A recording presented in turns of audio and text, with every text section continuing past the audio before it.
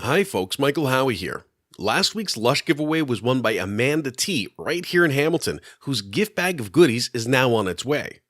And after such a great response, I've decided to do one more. This time, all you need to do is subscribe to the Fur Bears weekly e-newsletter and opt in to get updates on Defender Radio. Visit thefurbears.com/updates and enter your information. It's as easy as that. I'll use our system to randomly draw a winner from those who have already signed up and those who sign up over this week to give everyone a fair shot at winning another basket of goodies from our friends at Lush Cosmetics.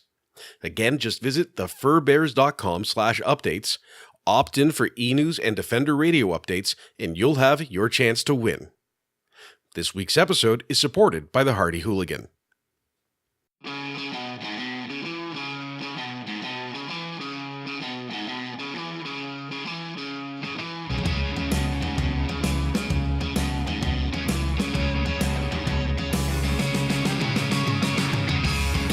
This is Defender Radio.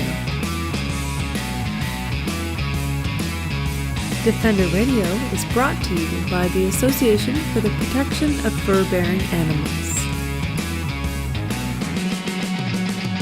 It's the week of September 25th, 2017, and this is Michael Howie welcoming you to episode 447 of Defender Radio.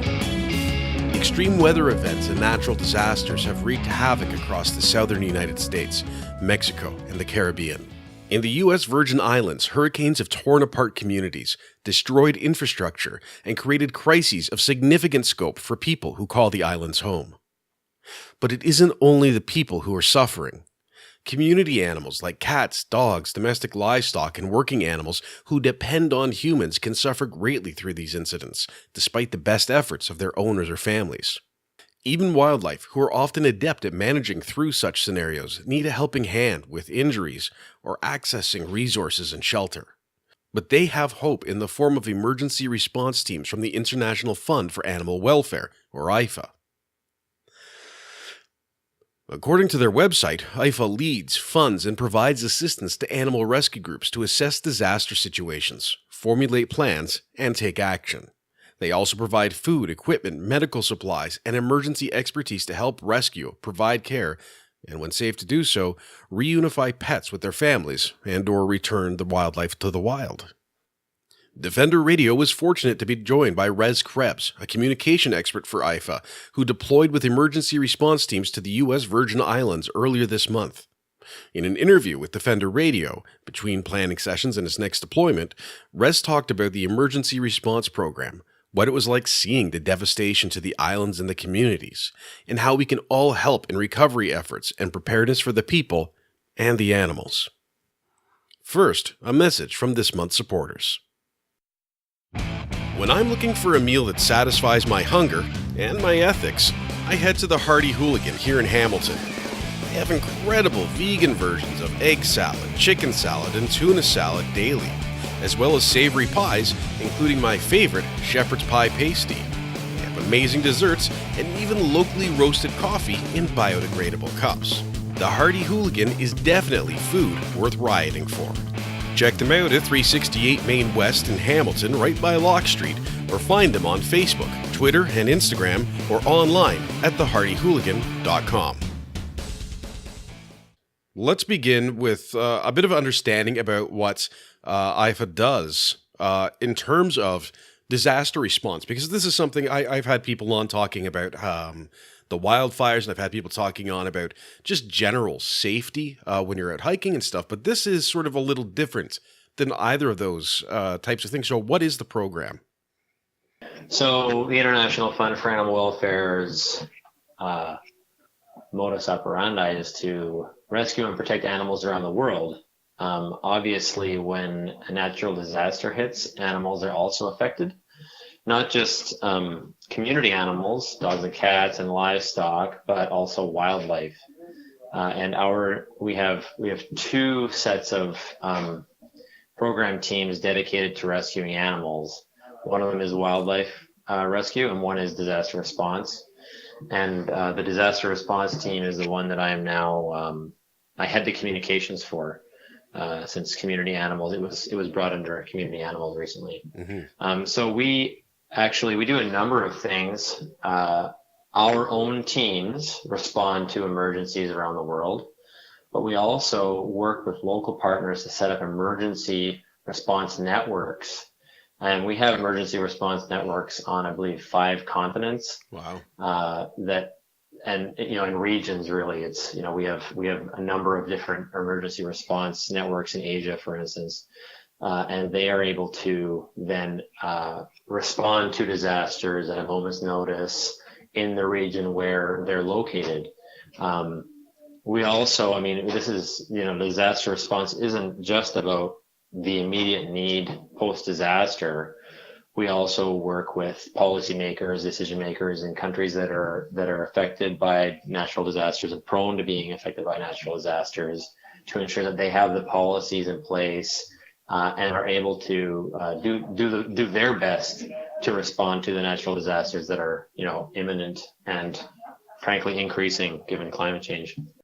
And that is something that we definitely saw this summer, and we're still seeing now moving into fall, is just an extraordinary number of hurricanes in the southern United States and into, I guess, sort of that Central America region.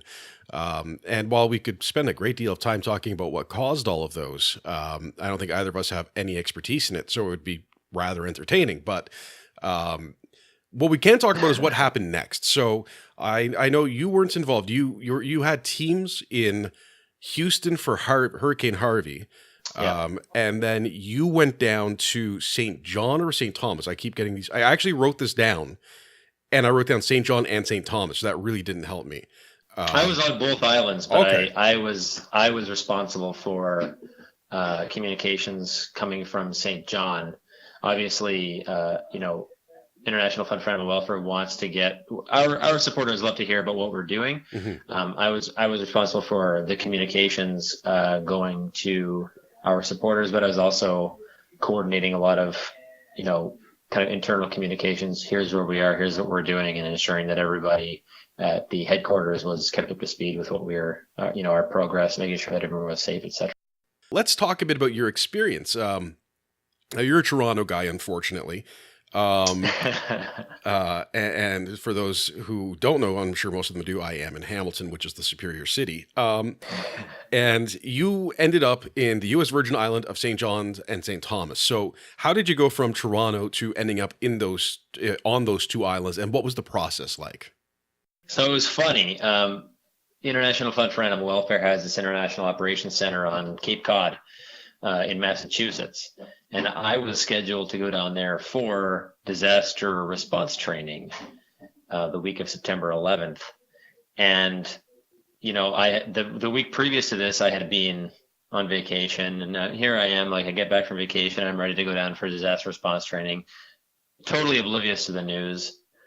And then I get down there and they start talking about, well, this training may end up being more of a deployment because there are, we had Harvey.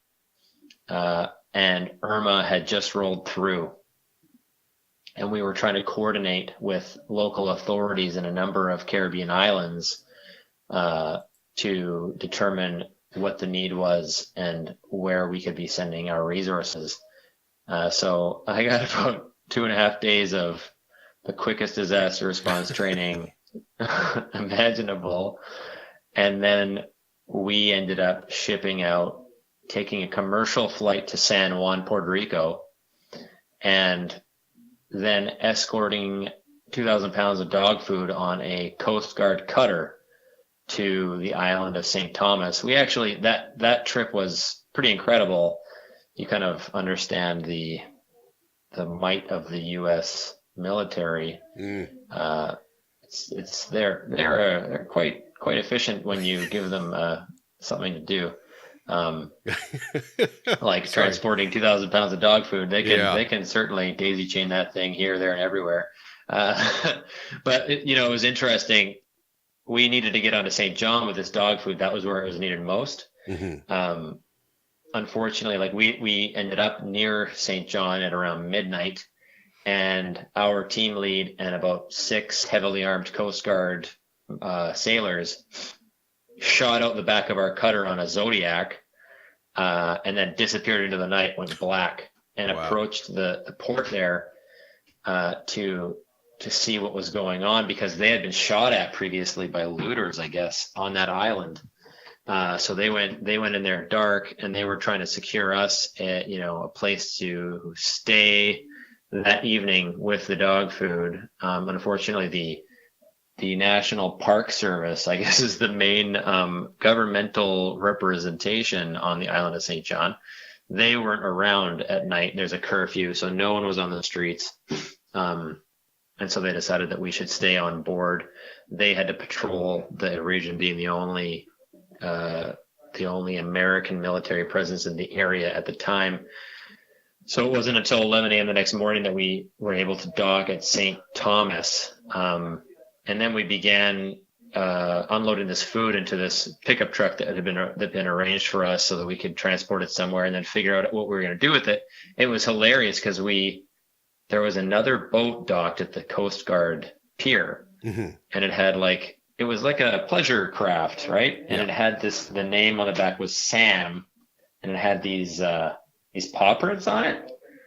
And immediately our team lead and the captain of this ship, he was curious. They started chatting, and he was an engineering contractor from Puerto Rico, set in to assess the damage to the buildings in a bunch of the U.S. Virgin Islands. He's an animal lover. He named his boat after his deceased dog, Sam, a golden retriever. Yeah. And he immediately offered assistance. So we just, those Coast Guard guys just unloaded the food off that truck and back into this boat. And an hour later, we had split into two teams. An hour later, the team for St. John was aboard this boat with this great guy, Ivan, taking us to St. John. It was incredible. And then when we got there, there were waiting volunteers to once again unload this 2,000 pounds of dog food, and it happened in a matter of minutes. When you have 20 people on a daisy chain, it just gets it gets easy when people help. Yeah, well, that makes me think of carrying in a 20-pound bag of dog food from my car to my house, and it's a struggle. So I can imagine when you've got 2,000 pounds, it's pretty impressive to see it moving. At that kind of speed.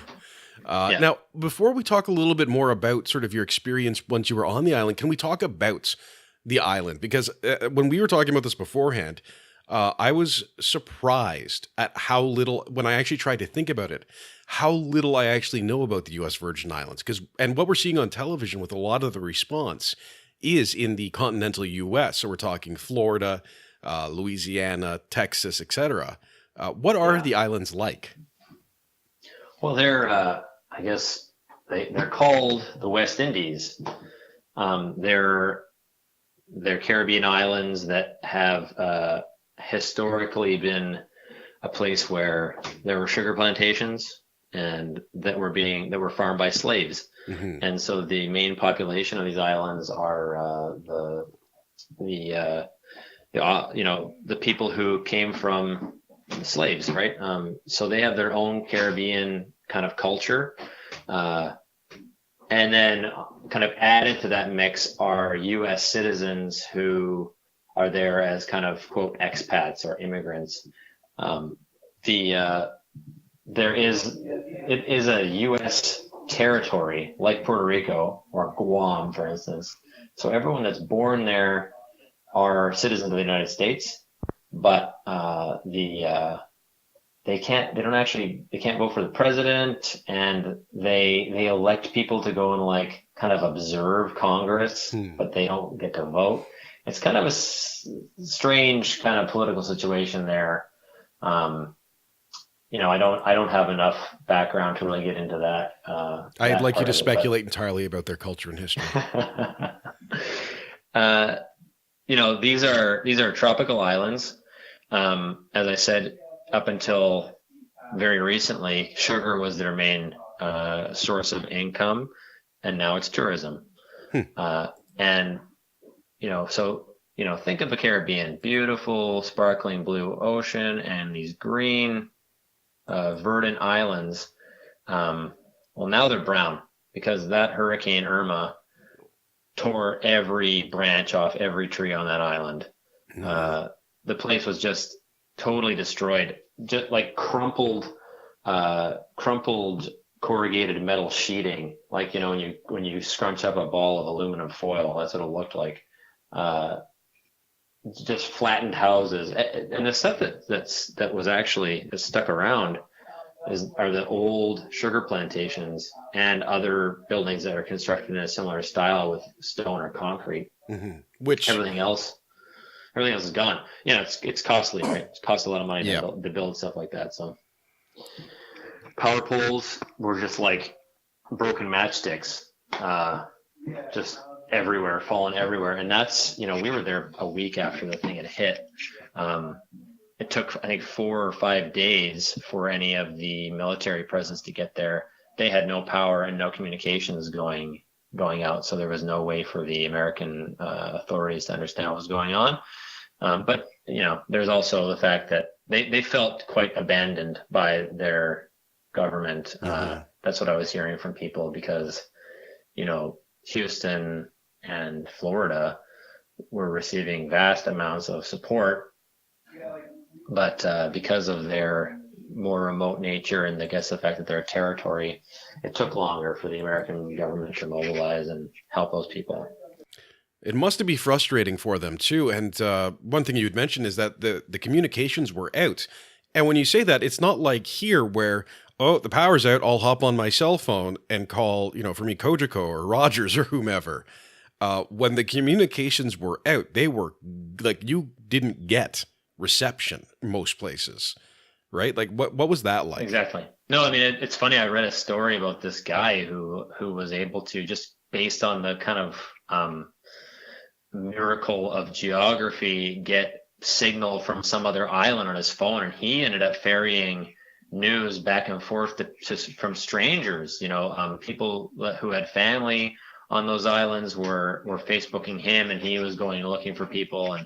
And at the time when I was there, about a week later, some volunteers had started setting up Wi-Fi hotspots. They worked sometimes. I was able to. It was really funny. There was across the street from the only grocery store that had anything left was an unfinished building, and that's where you could receive cell service from St. Croix, which is an island that wasn't really hit by Irma. And so we would all, like, people all times of the day, because there was still a curfew in effect from 6 till 6. You'd find people up at the top of this unfinished building. I went up there whenever I needed to report to headquarters, or make a call or send in pictures. So it was just kind of like crowded around the top of this building, holding their cell phones in the air, trying to get service. But I mean, that's a lot better than a lot of these islands are faring. Like Dominica has just been totally crushed, right? I don't think they even have, spotty cell phone service, for instance. Yeah. So I was actually fortunate to have that one spot where I could go and like get reliable, more or less reliable coverage. It does put into perspective. I was driving home from the Ontario Turtle Conservation Center a few weeks ago, and that was 2 episodes ago, I believe, of the podcast. We had that interview up, and I was talking with the Vancouver office, and in Peterborough, there's a lot of rolling hills. So I'd go down a hill, and my cell would cut out and come back up the hill, and it would cut back in, which is frustrating, but it kind of does put that in perspective, like how annoyed I was with that. That I'd have these temporary, like, oh, I can't hear you. Oh, now I can hear you moments. Like you had to climb a building, unfinished building, to be able to say, hey, we're still alive. Yeah. It does put a lot of that into perspective. And of course, you were there to do an assessment for animals, to help animals. So let's talk about what is the range of animals on these islands. And I know it is much different, and I think it's important that we note that the culture is also much different. As we talk about this. So what would you normally see if we weren't talking disaster relief? What would the landscape be like for animals? Well, I mean, there are plenty of dogs and cats, right? Some of them are roaming. There are 2 different cultures on that island, right? You're looking at, like I said, West Indian culture, who generally have a more laissez-faire attitude towards their animals. They let them roam. they don't have the same, let's say, preoccupation with veterinary care that we might, right? And then you have the American population that frankly treats their animals like people treat their animals here. You still get people who are negligent. You get people who are good owners. They had an excellently run shelter there that ended up having responsibility for animal control on the island. So, if someone was negligent to their animal or cruel, that shelter would bring the police in and they would have their animal taken away. They also have a lot of wild donkeys on this island. It was super interesting seeing these wild donkeys, and they fared quite well. It's not like these islands are strangers to catastrophe, although the last serious one happened in, I believe, 1989. These donkeys, somehow they knew what to do because the majority of them survived, and through being able to kind of scour through the underbrush, they're still able to find forage. Like I say, about a week after the disaster, they were looking pretty well. When we were doing our island-wide assessment, we encountered a number of donkeys wild donkeys they were doing okay. Of course, you'll see them maybe limping and that's not always a recent injury. When they're injured and they're in a place where people can't necessarily treat them, that injury, whether it's a broken leg or a lesion or something, it heals on its own, and then it heals as it would in the wild. There were also, a lot of chickens that no longer had shelter, unfortunately. However, because of the nature of, chicken is a scavenger, really. Insects and other food sources were abundant, so they were doing okay. There were a couple of animals that we encountered that required veterinary assistance, and we communicated with the veterinarians on the island so that they knew what was required. But mostly we were there to do an assessment is about what are the resources that are available on the island. What are the community animals? We were there to do community animals. We did not have a mandate for wildlife. But what are the needs of the community animals like right now? What kind of resources does the government need to bring in? And then we also will be marshaling that relief, right? The immediate assessment is what you do before you start providing relief. Although, of course, if we had encountered animals that were in need of first aid, for instance, we would be giving that. So the 2,000 pounds of dog food was part of what we had already established as their need. We also have secured, they needed cat litter at the shelter, for instance. So we've secured them cat litter and crates for evacuating animals out. And the crates and the cat litter on our first trip actually got lost.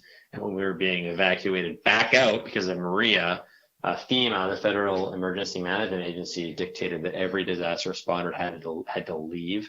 So we were forced to leave. And actually, when we were back in San Juan, about to get back onto the continental United States, we found our cat litter and crates at the airport. It was interesting. So that stuff has since made its way back to St. John.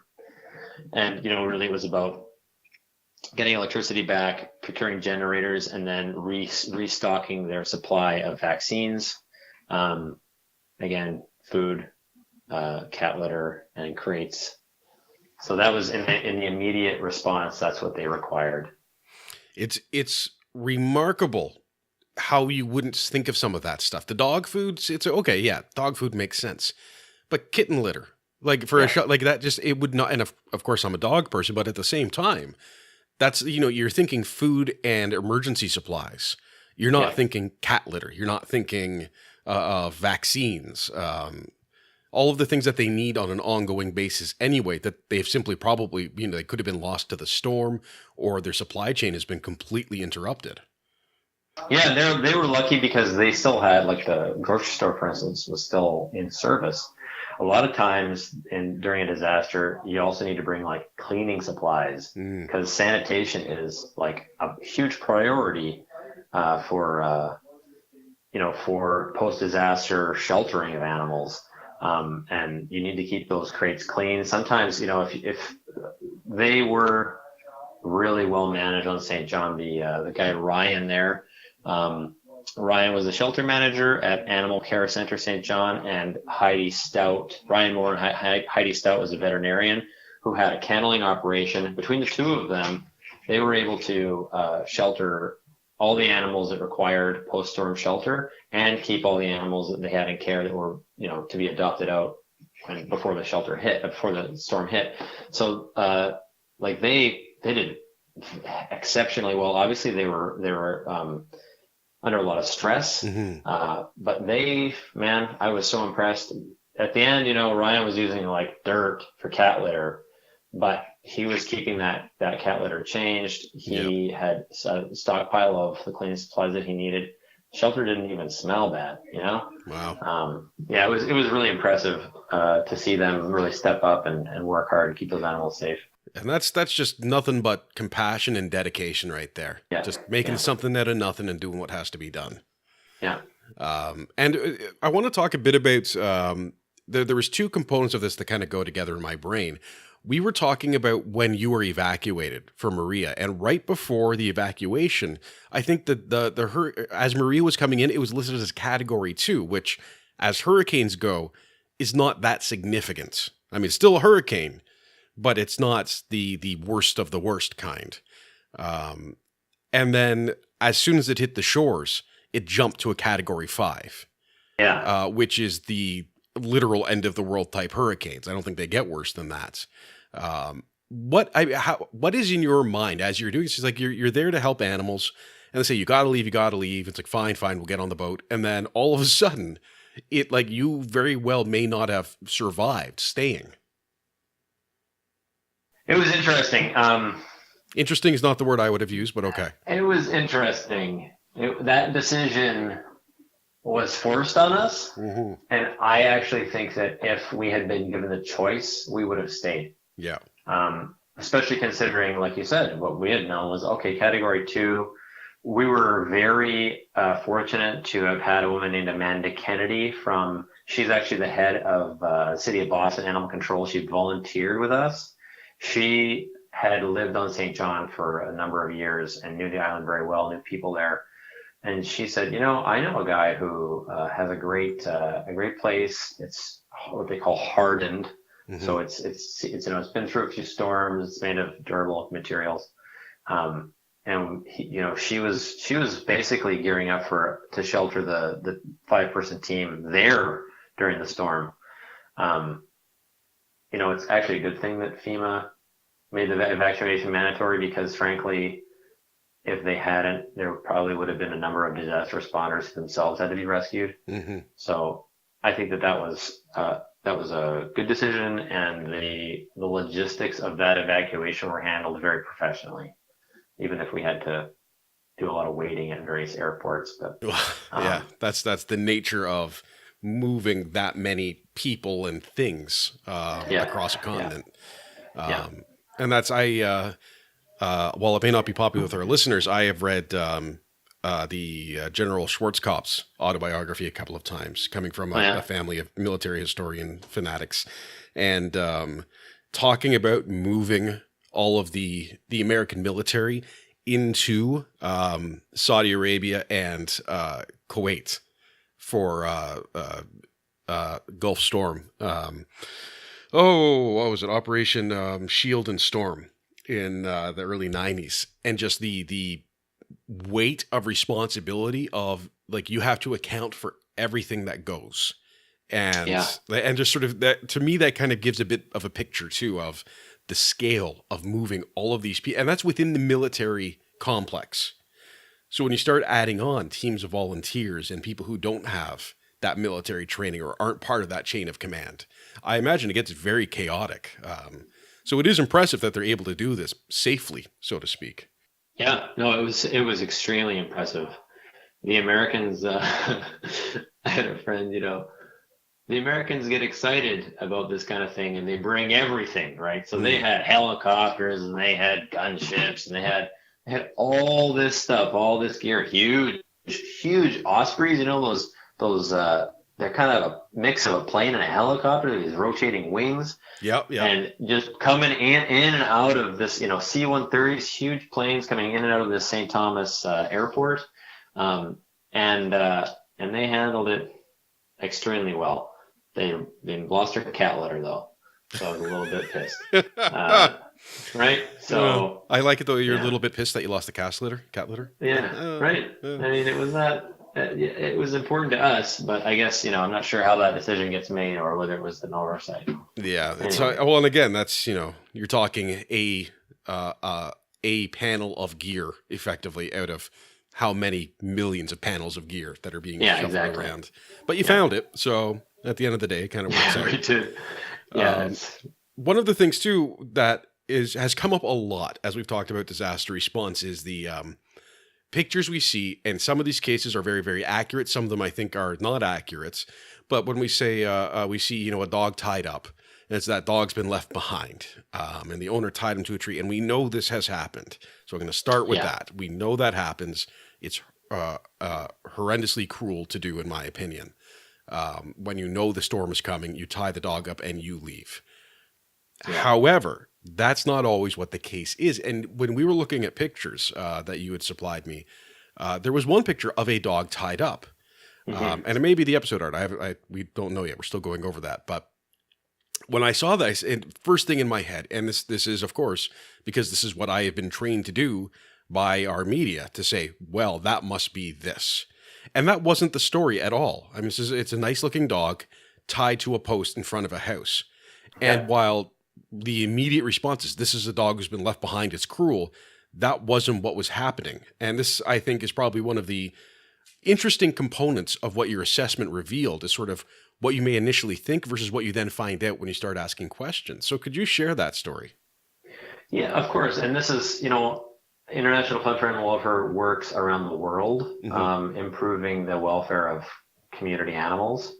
And we see a lot of different ways of interacting with animals.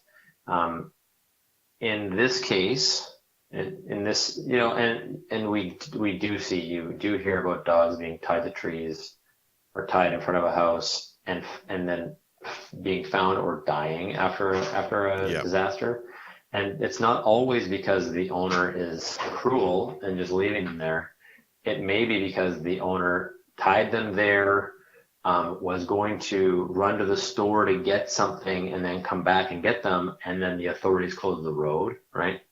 There are lots of different reasons for animals to be found in those situations. In this case, there's a lot of looting happening post-disasters. Any disaster anywhere, right? You're going to have that tiny minority of people that make it terrible for everyone. And this dog had been tied to the wreck of this house, ostensibly to guard it, to guard what was remaining of this person's property. He was on about a 20 or 30 foot lead. Super well behaved, but wouldn't let us anywhere near the house or him. So we talked to some neighbors and found out that he's been there for a couple of days. They know the owner. He's getting fed. He's getting water. And the owner, while he's off doing his business, will leave him there to ensure that people don't come and mess with his stuff. So on the face of it, it looks like he's been abandoned, but as it turns out, he's actually being very well cared for and doing a job during the day. He's doing his job. Yeah. And that's, people around the world, that's often why they keep dogs, right? That's why our ancestors kept dogs, for security. And, it's not always the best conditions. There are often ways to improve the conditions of those animals. But, keeping a dog tied in front of your house so that people don't ransack it, that's pretty legitimate in my eyes. Well, and I think the other thing to consider too is, and this is something else we had talked about, is the level of poverty throughout these islands. While there are obviously some very wealthy people, the standards of living are not what we would expect, even just that short hop away to Florida. And that translates to the entire culture. And that's sort of, we were saying earlier, sort of the culture is very, very different. And I think and that must be difficult as an animal lover like yourself or anyone else, to go into another place and see the way animals are kept or treated, or the way a community views them, and not try and apply our standards and our beliefs or morals. Is that part of the training that you get? Well, it's kind of just a requirement of the job, because yeah, so poverty will often means that people don't have access to basic medication for their animals, but poverty can also mean that they haven't had the education required to know that, oh, if my dog has mange, I can treat it very easily, because mange medication isn't actually that expensive, right? And that there are options but my dog keeps having puppies. Well, there are options for you, right? And it's not necessarily, we often think that it's cruelty or negligence. Our human instinct is to lay blame. It's often simply lack of information, lack of options. So I try to give people the benefit of the doubt. 99% of the people that I meet love their animals, and a little bit of information can go a long way. So, hey, your animal there, his ears are full of ticks, and they say, well, yeah, I pick them off when I can. Yeah. Well, there's a really easy to apply medication that we can give you that will prevent your dog from having ticks and keep their skin a lot healthier. And then they're always very grateful. Yeah, and I think that's the beautiful part of it, of what this team is. And sort of as we were talking about it before we did the show, before we started this interview, is understanding it's not just going in and saying, here's a bunch of stuff and turning away and walking away. It's preparing these communities to manage themselves quite frequently. Yeah, definitely. And that's very impressive to me, and very nice to see that that's part of it. So it's not we're coming in to save the day, now see you later. It was great being there, knowing, like, people see you and they thank you. But one guy in particular, it was really interesting. He said, I heard you guys were coming. I was so thankful because you're the ones that stay. And having that reputation in the kind of animal world is pretty awesome, because we are the ones that stay. Other organizations often will send a communications person in, and that's it. We're there to ensure that the needs of the animals are being met, and then once the disaster is over, to ensure that the governments and decision-making authorities have the resources that they require to make, like, the next disaster that much easier to manage, and to ensure that people are prepared for that next disaster. So, I mean, yeah, this is like, actually, the disaster response team is often, they often use their disaster response as a way to basically make relationships with people, so that we can then, give the consultations that are required to get their policies and their disaster preparedness up to snuff. Obviously an important step. You're dealing with communities that I think it's interesting you had pointed out that last time they had a hurricane of this size was, what did you say, 1989? Yeah. That's a generation or two of leadership, of never having to have dealt with this before. So even if policies were put in place in 1989, you've had turnover of staff, of elected officials, of people living there. And all of a sudden you get a community of people who may just not have the information. They may not have the resources, the access to resources to be able to manage it. So being able to go in and say, A, here's some help, and B, here's how we can work together to make sure you're ready for the next one, I think is a very valuable tool to be able to offer. One thing that we stepped over that I really did want to talk about was the shelter situation. And I'm not talking about I'm talking about the animal shelter, but I'm also talking about the people shelter. This is something that we were talking about. And while I know a lot of different agencies have different rules, and we're not going to make any blanket statements about that, what surprised me is if I showed up to some of these shelters with my dog, or my dogs as the case is, they may say no. And that's something I think a lot of people may not realize. What was your experience like in just sort of the differences between the types of sheltering that were taking place inclusive of pets? So on St. John, so the American Red Cross, its general policy is that it does not accept pets at shelters. Mm-hmm. They are the largest people sheltering organization in the United States post-disaster, and their shelters will not accept animals except for service animals. I'm not sure what the Canadian Red Cross policy is, but I'm going to guess that it's likely to be the same. However, on St. John, their local representative actually went against that policy, and I was told that that they have the capacity to do that. They're allowed, like, local decision making can trump the general policy, and they allowed people to shelter with their animals, which was pretty heartwarming. Mm-hmm.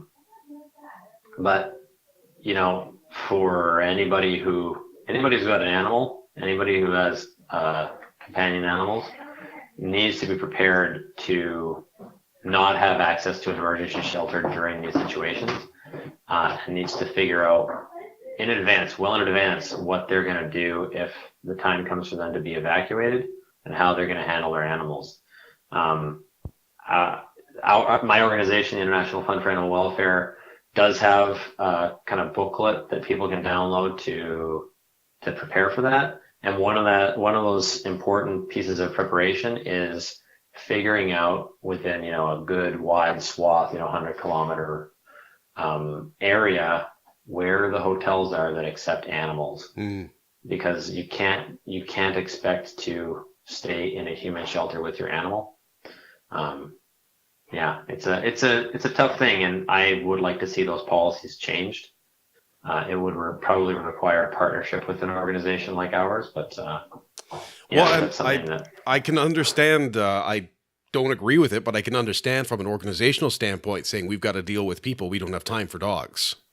I can sort of empathize with that decision-making process. Again, I disagree with it, but it's certainly something I would hope to see change as well, and hopefully IFAW can have a role to play in that. And I would think that a lot of humane societies and shelters would also be very happy to sort of help in explaining the benefits of this, and making sure everything's safe. That's what we see in a lot of disaster responses, is shelters stepping up and boarding animals. Mm-hmm. That's what we saw in the wildfires in Fort McMurray last year. Yep. But again, animals, our animals are our family. And during a time of such terrible stress, I think that having your animal with you can be a remarkable salve for your emotional stress. And frankly, changing that policy would improve the mental well-being of people who are sheltered there, not only the people who have the animals, but people around them. There are obviously other considerations. If an animal is not social, if an animal needs to have a muzzle, obviously sanitary issues, allergy issues. But when you're talking about, for instance, what I saw was an elementary school in St. John that had been converted into a shelter. That was a 2-story structure that had offices, that had gymnasiums, that had classrooms, right? And it would be, in this case, it was very easy for them to put people with animals in different areas of the building, so that people who maybe had a fear of animals, had an allergy, didn't want to be around them for whatever reason, didn't have to be. It's definitely something that I would think in a lot of cases is doable if you're prepared to work for it. And I know that for me, if I was a few blocks from my house and the police said we're evacuated and you can't go home, I would probably make a lot of really bad decisions to get home. Yeah, definitely. So I think that's also something that needs to be considered. And that opens up that whole problem again of keeping the rescuers safe. Anyway, the last thing I wanted to ask about is that preparation. This is something I don't think any people tend to think about on a day-to-day basis. What am I going to do if this happens or if that happens? And I think IFAW does have some great resources on this. Where can people find this? What can they do? And as a follow-up, what can they do in helping the relief in the hurricane-stricken areas right now? Okay, so the first answer to your question, we do have a great little booklet that you can download. I'm not going to share the URL, it's way too long, but if you just search IFAW, IFAW, tips for keeping your pet safe during disasters, you'll find it. It'll be easy. We'll link to that to you on the show notes. Yeah, very great, excellent. I'll send you the link so that you can link to it there. The main point here is that you and your family should be prepared for disasters, frankly, and we should all take this on as a responsibility. For humans, there are a set of needs. You need long-term bottled water that will stay good for a certain amount of time. That's usually marked on the bottle. You need obviously you need flashlights with multiple batteries. You need a radio that can maybe hand crank, and you need some easy to eat meals, Cliff bars or whatever else. I'm not gonna, that's your basic human stuff. Go to the Red Cross website for that. For your animals, the best way to do it is to get yourself a carrier that will fit your animal. And then get yourself a bag that fits inside that carrier, just so you can kind of be ready, like at a moment's notice. Yeah. That bag needs to contain a copy of the veterinary records, any licenses that you need, for instance, rabies. Keep that in a plastic bag. For identification, in case your animal gets loose during the disaster, a good idea is to have a picture of your pet, and better yet, a picture of your pet with you. And that is a way to guarantee to shelters, for instance, who find your animal, that you're the owner. That's a good idea, yeah. Yeah, so something that can comfort them, like a toy or a chew toy. You should have a pet first aid kit. Those are usually available at either pet stores or veterinarians.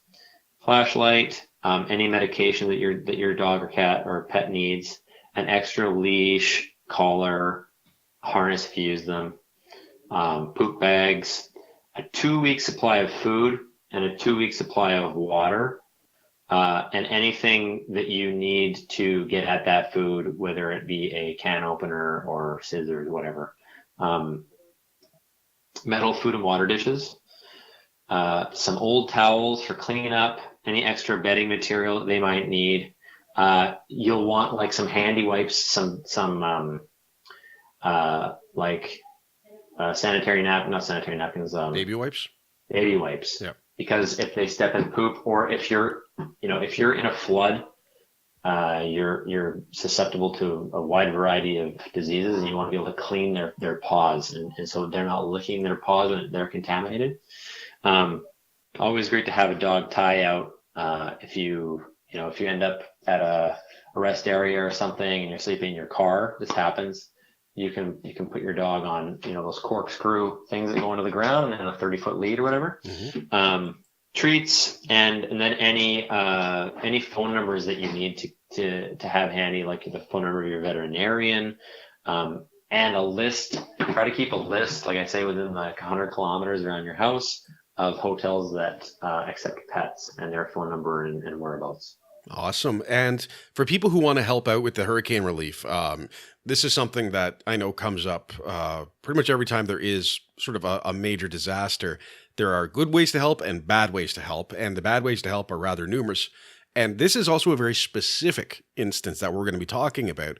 So what are some of the ways people can, if they've been watching the news and they want to help IFAW, they want to help other organizations who are helping animals, what are the best things they can do?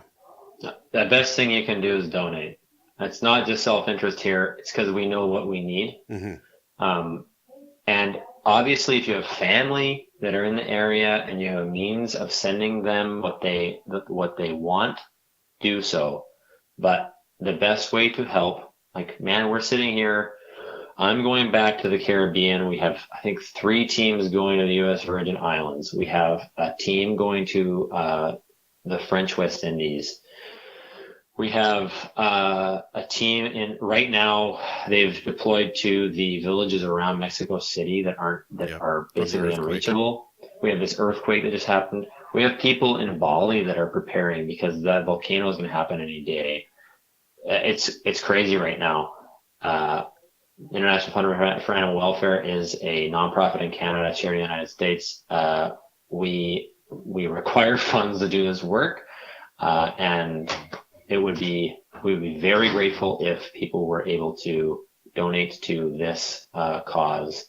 If you have other animal wildlife organizations that you prefer to donate to them. If people are doing disaster response, donate to them. We have emergency response networks around the world. We have, like, the people that I went with, they're ex-firefighters. Like I said, the head of animal control at the city of Boston, like, they know what they're doing to rescue animals. They know what they're doing to handle animals. We have veterinarians on our teams. We're there to do a serious job, and we can only do that job if we get the support from people that love animals. So, to find out more about IFAW's emergency response teams, visit IFAW.org. Their pet safety guide is available on this week's Defender Radio blog with show notes at thefurbears.com. That's it for this week, folks. Thanks for listening, and remember to sign up and opt in for e-news and Defender Radio updates at thefurbears.com/updates for your chance to win a gift bundle from Lush Cosmetics. Contest closes Monday, October 2nd at 9 a.m. Eastern Time, so sign up now to make sure you're in the draw. Please also take a moment to subscribe to Defender Radio on iTunes or Apple Podcasts, Google Play, Stitcher, TuneIn, or your preferred podcasting app to get notified of new episodes. Until next time, this is Michael Howie for Defender Radio, reminding you to stay informed and stay strong.